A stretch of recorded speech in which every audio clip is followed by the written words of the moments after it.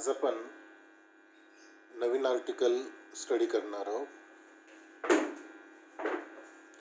आर्टिकलचं नाव जे आहे ते आहे डिफरन्शिएटर.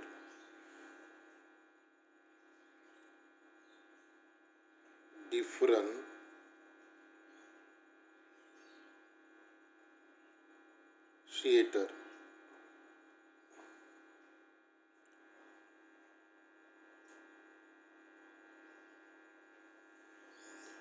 पाठीमागच्या वेळेला आपण इंटिग्रेटर पाहिला होता.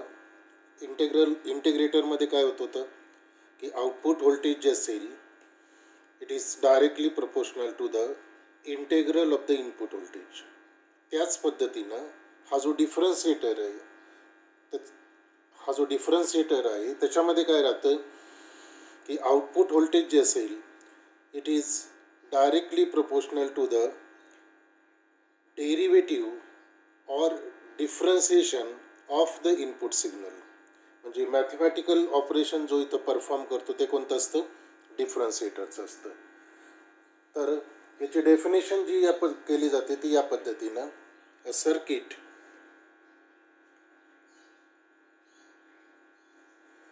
Circuit in which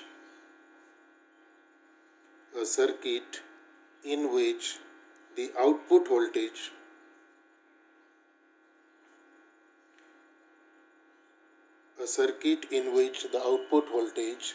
is the derivative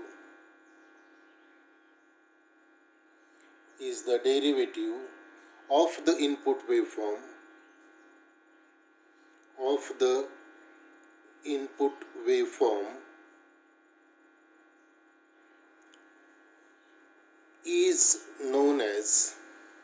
is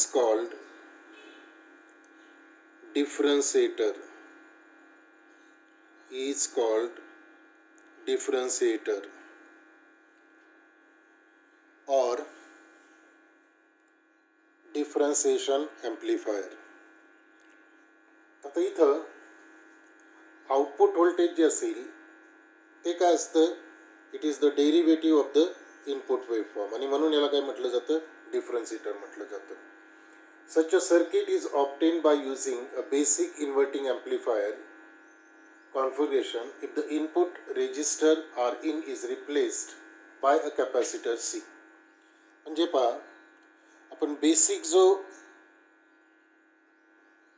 inverting amplifier पाहिला होता तो या पद्धतीनं होता. हा ऑप ॲम्प आहे, हे इन्व्हर्टिंग टर्मिनल, हे नॉन इन्व्हर्टिंग टर्मिनल जे असेल ते काय केलेलं आहे, ग्राउंड केलेलं आहे.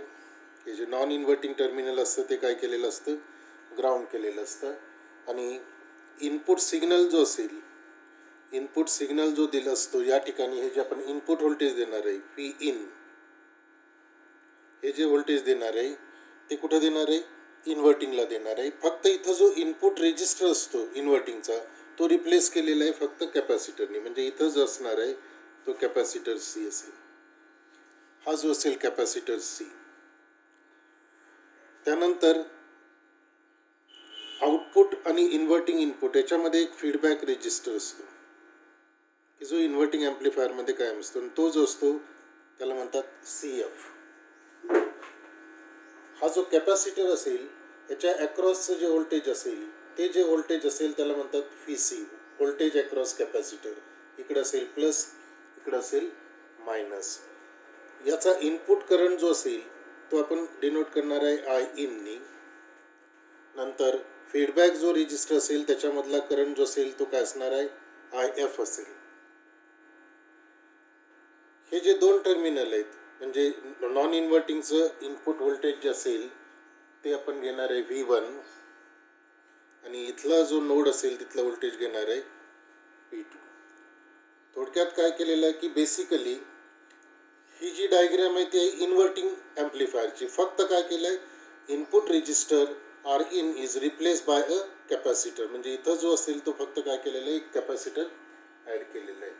आता याचं जे आउटपुट व्होल्टेज असेल ते आउटपुट व्होल्टेज जे असेल ते आपण इथं 6 नंबरच्या अक्रॉस घेणार आहे. 6 नंबर जे असतं ते काय असतं, आउटपुट व्होल्टेज असतं.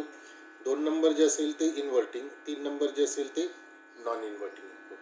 आता आउटपुट एक्सप्रेशन ज्यावेळेला आपण पाहणार आहोत, तर आउटपुट एक्सप्रेशन पाहण्यासाठी आपल्याला किर्चॉफ्स लॉ लिहावा लागेल. कुठं? At node 2.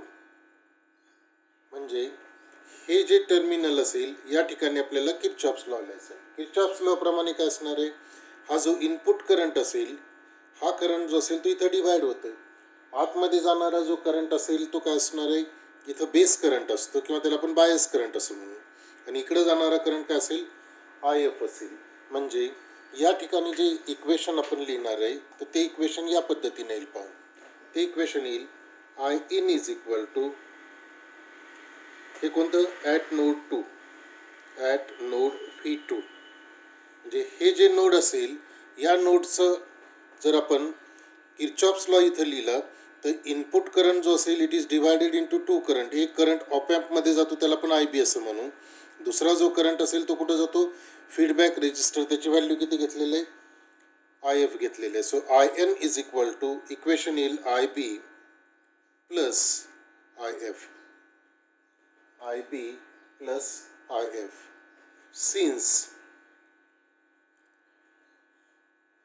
Since the input impedance of the op-amp is very high, op-ampचा इनपुट इम्पिडन्स काय असतो, खूप जास्त असतो.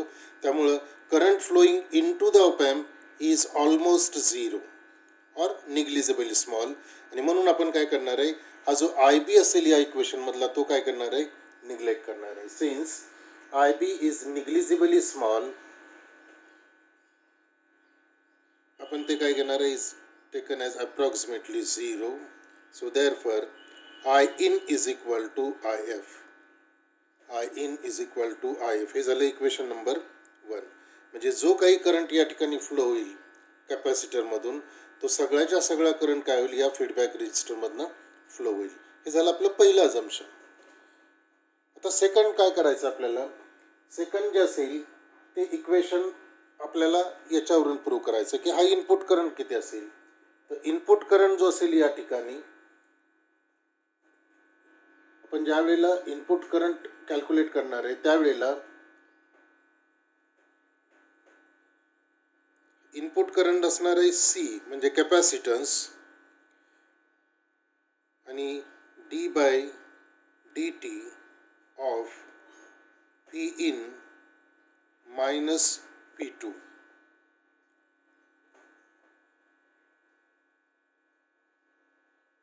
P in minus V2. आता हे इक्वेशन कसं लिहिलं ते पहिल्यांदा मी इथं तुम्हाला समजावून सांगतो. आपल्याला माहिती आहे की कॅपॅसिटन्स बरोबर काय असतं, C is equal to Q divided by V. म्हणजे कॅपॅसिटन्स जर आपण घेतला तर त्याचा फॉर्म्युला काय, charge divided by potential difference. याच्यावरून आपण Qची व्हॅल्यू लिहू शकतो. Q इज इक्वल टू काय येईल, CB. म्हणजे चार्ज जो असेल कॅपॅसिटरच्या across is equal to capacitance of the capacitor into applied voltage. आता इथं आपल्याला जर करंट काढायचं असेल कॅपॅसिटरमधला I C, so is equal to काय असणार आहे, D Q divided by D T, rate of change of current. म्हणजे तुम्हाला काय करावं लागणार आहे, हा जो चार्ज असेल त्याचं डेरिव्हेटिव्ह घ्यावं लागेल विथ रिस्पेक्ट टू टी किंवा time. So is equal to C, हा कॅपॅसिटर कॉन्स्टंट आहे म्हणून इथं तो येईल सी आणि आतमध्ये येईल D V by D T. आणि तीच व्हॅल्यू इथं घेतलेली आहे. हा कॅपॅसिटन्स जो असेल तो इथं आलेला आहे आणि हा जो व्ही पोटेन्शियल डिफरन्स आहे, पोटेन्शियल डिफरन्स म्हणजे काय असणार आहे, पोटेन्शियल डिफरन्स आपण याच्यामधला करंट काढतोय, या कॅपॅसिटरमधला करंट काढतोय. म्हणजे या ठिकाणचं पोटेन्शियल आहे व्ही इन, या ठिकाणचं पोटेन्शियल आहे V2. त्यामुळे त्यांचा पोटेन्शियल डिफरन्स काय येईल, व्ही इन मायनस V2. म्हणजे इथं जो फॉर्म्युला येणार आहे आपला, हा फॉर्म्युल्यामध्ये C D by D T, ते इथं आले C D by D T.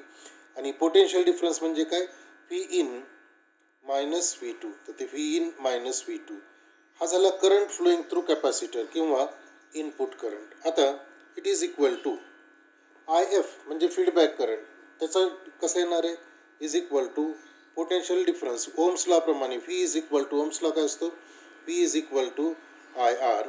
So I is equal to V divided by R. म्हणजे potential difference divided by resistance. ह्या दोन ठिकाणचं पोटेन्शियल डिफरन्स काय येईल, इथं आहे V2, इथं किती V0 किंवा V आउट, बरोबर आहे. म्हणून इथला जो करंट येईल त्याची व्हॅल्यू येईल V2 minus V out divided bye जो रेजिस्टन्स असेल तो काय असणार आहे आर एफ. तर आपण किरचॉफ्स लॉ प्रमाणे काय केलं की input current is equal to feedback current किंवा current flowing through the feedback resistor, हे दोन करंट इक्वल दाखवलं. इनपुट करंटची व्हॅल्यू लिहिली C D by D T V in minus V two is equal to I एफची value V two minus V out divided by R F. तर however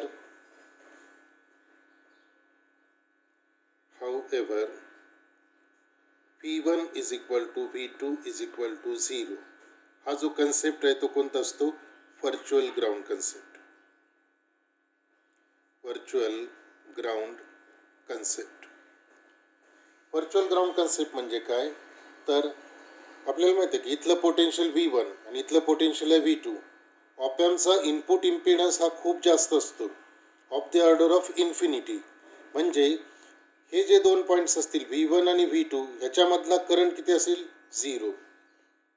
जर दोन पॉईंट्समधला current जर फ्लो होत असणारा करंट किंवा फ्लो होत असणारा करंट जर 0 असेल तर ते दोन पॉईंट्स कसे असतात सेम पोटेन्शियल असतात. सेम पोटेन्शियलला याचा अर्थ हा जो V1 असेल त्याचं पोटेन्शियल आणि V2चं पोटेन्शियल काय असणार आहे सेम असणार आहे. पण इथं V1 काय घेतलेलं आहे 0 घेतलेलं आहे त्यामुळे V2 किती असणार आहे 0. आणि म्हणून इथं आपण व्हॅल्यू लिहिलेली आहे however V1 is equal to V2 is equal to 0. आणि हा जो कन्सेप्ट आहे त्याला म्हणायचं व्हर्च्युअल ग्राउंड कन्सेप्ट. आता ही व्हॅल्यू सबस्टिट्यूट करा. So C D by D T of V in minus 0 is equal to 0 minus V out divided by RF.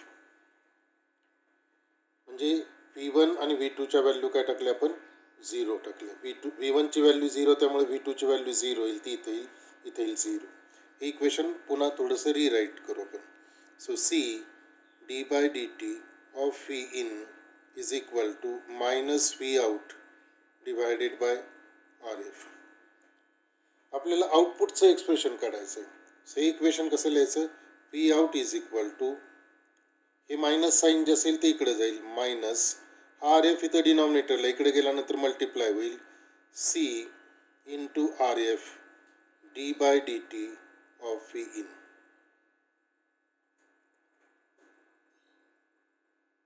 So हे जे आउटपुट व्होल्टेज असेल हा कॉन्स्टंट आहे. सो हे झालं तुमचं आउटपुटचं equation, equation number 2.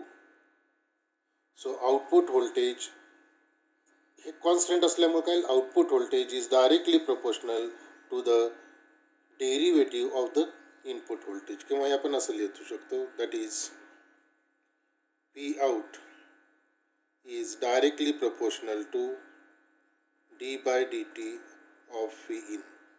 Equation number 3. So output voltage is equal to CRF times, कारण हा constant आहे. Output voltage is equal to CRF times the rate of change of or derivative of input voltage. आणि हे minus काय ते because this amplifier is in inverting mode. म्हणून हे जे मायनस साईन आलेले ते कशासाठी आलेले ड्यू टू इन्व्हर्टिंग मोड. तर इथं आपण पाहिलं की output voltage is directly proportional to the input voltage is directly proportional to the derivative of the input voltage. आणि म्हणून ही जी डायग्रॅम असेल किंवा हे जे सर्किट असेल त्याला काय म्हटलं जातं डिफरन्शिएटर म्हटलं जातं. आता डिफरन्शिएटरमध्ये जसं आपण इंटिग्रेटरमध्ये पाहिलं होतं की वेवफॉर्म कशा पद्धतीनं ड्रॉ केले जातात की जर इनपुट जर डेरिव्हेटिव्ह जर तुम्ही घेतलं तर इथं जर तुम्ही या पद्धतीनं वेव दिली रेक्टँग्युलर जर वेव दिली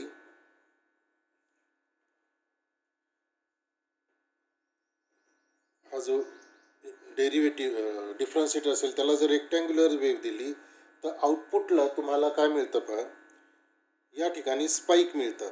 तर हे जे स्पाइक असतील ते कसे असतात पहा हे जे पॉझिटिव्ह असेल त्याला इथं तुम्हाला निगेटिव्ह स्पाइक मिळतो. हा निगेटिव्ह स्पाइक कशामुळे आला तर इन्व्हर्टिंग मोडमुळे आला. इथं आल्यानंतर ज्या ठिकाणी इथं आता चेंज निगेटिव्ह असेल तर इथं मात्र तुम्हाला जो मिळेल तो कसा स्पाईक मिळेल, पॉझिटिव्ह मिळेल. पुन्हा हे जे निगेटिव्ह असेल या ठिकाणी तिथं हा मायनस येईल. म्हणजे अशा पद्धतीचे स्पाईक जे असतील ते तुम्हाला मिळतील जर तुम्ही या ठिकाणी डिफरन्शिएटर सर्किट वापरलं तर.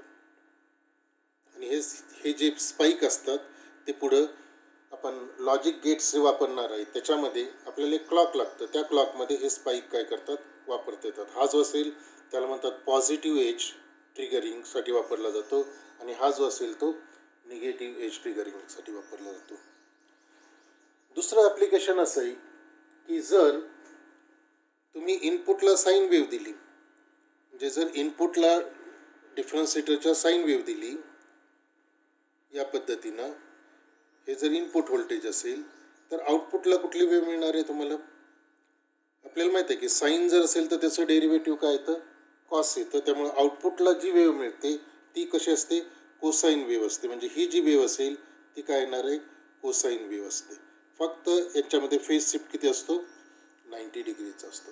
त्यामुळे इनपुटला जर तुम्ही साईन वेव्ह दिली तर आउटपुटला तुम्हाला काय मिळेल, कोसाईन वेव्ह मिळेल. फक्त फरक कसा असणार आहे की it is 180 degree out of phase. कारण का, तर इंटिग्रेटिंग मोडमध्ये. तर पाठीमागच्या वेळेला आपण इंटिग्रेटर पाहिला होता. त्याच्यानंतर आत्ता जो आपण पाहिला तो होता डिफरन्शिएटर. तर हे जे दोन बेसिक ॲप्लिकेशन्स आहेत ऑप एम्पचे. याच्या अगोदर आपण SY मध्ये ॲडर पाहिलेला होता, सबस्ट्रॅक्टर पाहिला होता. त्याच्यानंतर पुढचा जो ॲप्लिकेशन आत्ता पाहिलं होतं ते होतं इंटिग्रेटर आणि त्याच्यानंतर डिफरन्शिएटर. पुढचं जे लेक्चर असेल आपण त्या लेक्चर्समध्ये आपण आणखी एक ॲप्लिकेशन पाहणार आहे, ते आहे कम्पॅरेटर. तर आज इथं थांबू. याच्या नोट्स मी ऑलरेडी तुम्हाला ग्रुपवरती पोस्ट केलेले आहेत, तर त्या वाचून पहा.